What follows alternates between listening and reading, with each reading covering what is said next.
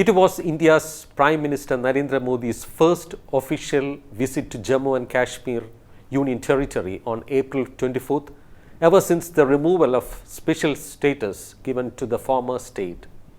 Over the past several days and on the day of his visit, attempts were made in vain by terrorists to disrupt the rally of the Prime Minister.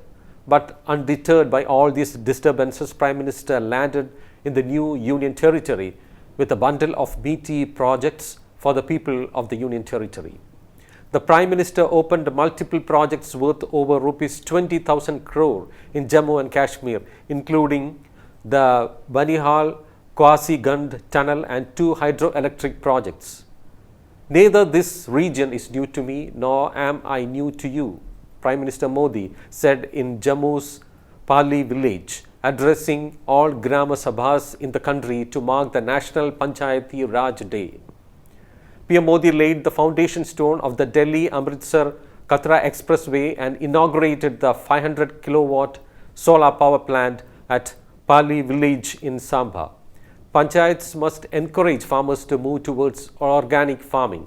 Mother Earth has to be freed from chemicals. Therefore, if our farmers move towards organic farming, the whole of humanity will be benefited. Organic farming needs to be encouraged at the level of Gram Panchayats, the Prime Minister said, addressing the people. Thousands attended the event, which was organized as the new Union Territory moves towards its first assembly elections. The delimitation process is currently in the progress in Jammu and Kashmir, and a call will be taken next on assembly elections. In the last 2 or 3 years, Jammu and Kashmir has touched several milestones. Earlier governments wouldn't implement central schemes here. We made it possible, PM Modi said. According to the Prime Minister, in 6 decades, only rupees 17,000 crores were spent on the region, but in 2 years, the BJP government has spent rupees 38,000 crore. It is seen as a veiled attack on the National Conference and People's Democratic Party, which ruled the erstwhile state in turns in alliance with the Congress or the BJP.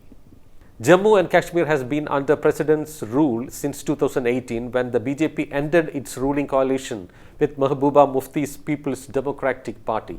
Tight security has been put in place for the visit, which comes more than 2 years after the sender scrapped the special status of Jammu and Kashmir granted in the constitution and divided it into 2 union territories, namely Jammu and Kashmir and Ladakh.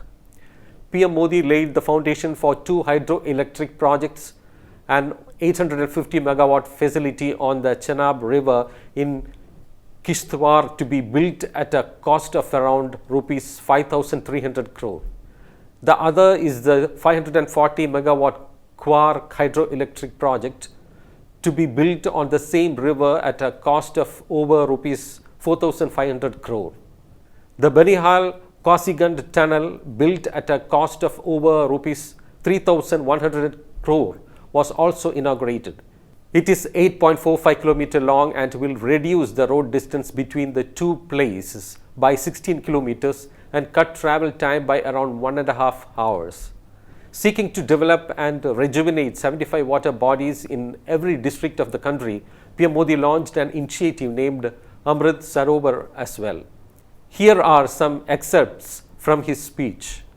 Make women part of panchayats to get rid of water problem. Tourism industry is once again gaining momentum in Jammu and Kashmir.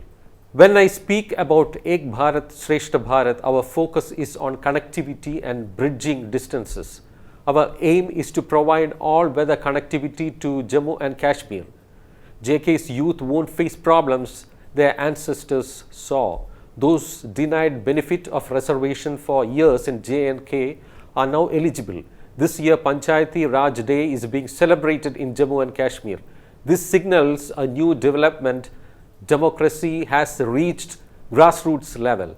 The people of Jammu and Kashmir were deprived of 3-tier Panchayati Raj system. We have implemented all central laws in Jammu and Kashmir to empower the people. With the inauguration of a 500 kilowatt solar power plant at Pali in Samba district, it is moving towards becoming the country's first carbon neutral panchayat. The people of Pali have demonstrated what Sabka Prayas can do, said Prime Minister Narendra Modi. Meanwhile, the Jammu and Kashmir police said they arrested on Sunday 2 helpers of suicide attackers who were killed on Saturday during an encounter in Jammu.